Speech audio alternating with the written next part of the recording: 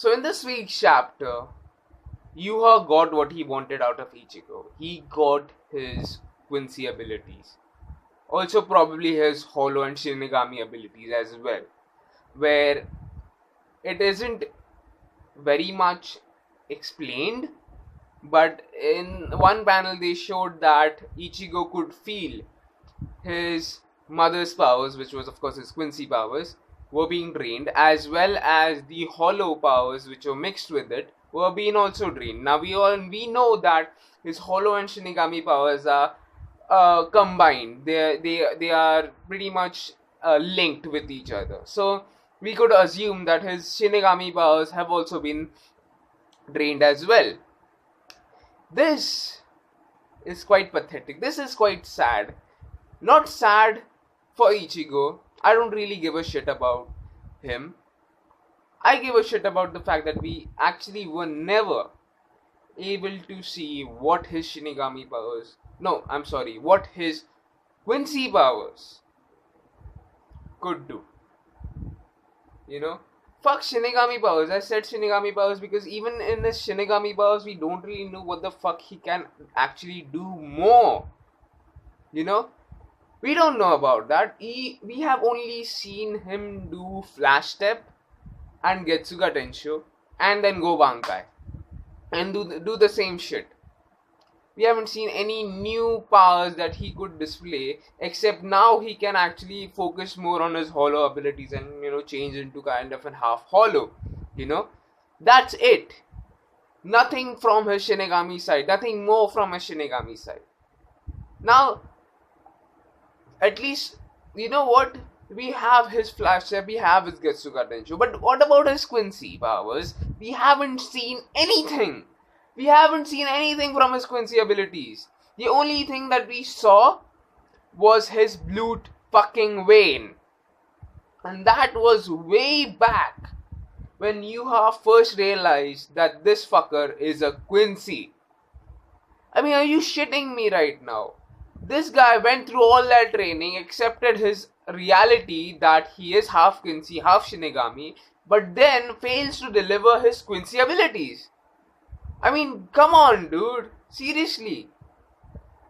I mean, I'm pretty sure that he might have a very, very strong Quincy power. But now, that is being stolen by fucking Yuha. And I don't know how much Yuha is going to be stronger anymore.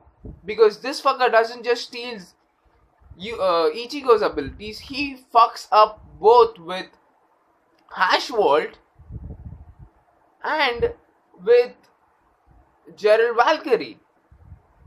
The thing is that, okay, I could understand why Kubo would do that because he created these two characters to be extremely OP. And the reason why I believe that he made Yuha to kill these people was because Kubo himself wouldn't have been able to come up with a way to kill these guys. These are quite fucking OP characters, where one guy just gets more and more stronger as much damage you inflict on him. So basically you can't really do anything about that. And then another guy just you couldn't even kill him or you couldn't even hurt him because the misfortune of getting hurt is being completely, redirected towards his enemies. And he would in fact inflict more misfortune on him by taking his own misfortune and putting that upon his opponents. So yeah, this is fucking OP as fuck. And what we see is once Yuha absorbs Ichigo's powers, Ichigo is fucking completely unconscious. He's pale. His pupils have gone white. Okay, and he is basically unconscious, lying on the ground. And then what we see is that there is this huge black mushroom cloud of some kind of looks like an umbrella or shit.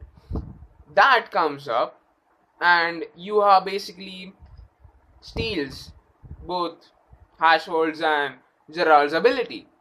With Hashwald, I'm not sure whether he's dead Because let me be honest, we don't really see him turning into a skeleton with with Gerald. We actually see him turn into a complete fucking giant skeleton. With Hashwald, what we see is a lightning strikes on him and his buttons kind of drop. That's what we see. That is what happens to Hashwald. So I'm not sure whether Hashwald is dead. Okay? I'm not really so sure about that. That also raises one question. Why the fuck didn't Yuha steal Uryu's abilities?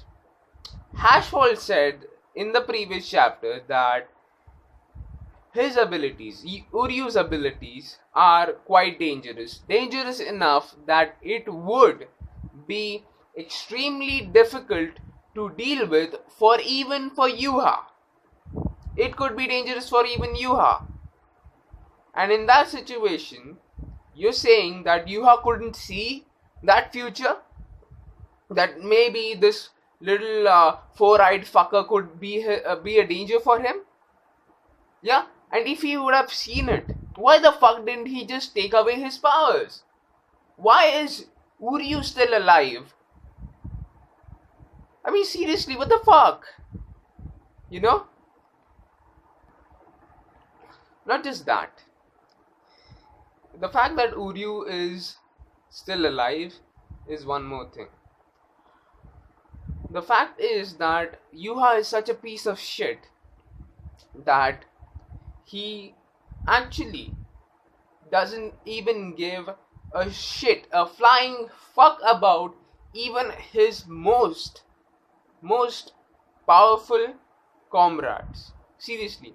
And okay, Hashwald did kind of mention in this chapter that he was very much ready that Yuha will steal his abilities, or he was ready to sacrifice his life for Yuha, which was kind of indicated, because before Yuha stealing their abilities, there was a dialogue between Uri and Hashwald where he asks Uryu that, okay, why are you still fighting for these guys? Okay, since 2 years you have been with these people and you haven't really grown that much, but a few moments with Our Majesty and you have grown so much, you have got such great powers, and still you're fighting with these guys? I mean, you should be on our side.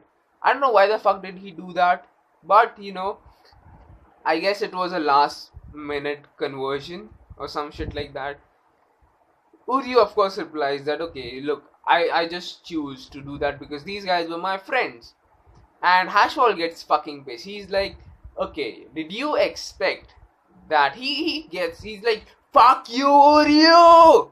Kind of like that. And he says that, did you fucking expect that you could gain out something out of Our Majesty and not think of giving up something out of your life? This is what Hashwald said, and it pretty much indicated that you might have to sacrifice your life for Our Majesty. And yes, pretty much that's the same thing happened, but with Hashwald. I don't know why didn't he do that to Uryu? Wouldn't it have been made a lot more sense? Seriously, why? Why? Unless of course, if by chance Uryu is his backup. And this is just a speculation, but I think that Uryu is his backup. Where if in any case Yuha dies, he would transform his abilities. He would transfer his entire soul or anything into Uryu. That is what I think will happen. I think Uryu is his backup in a way.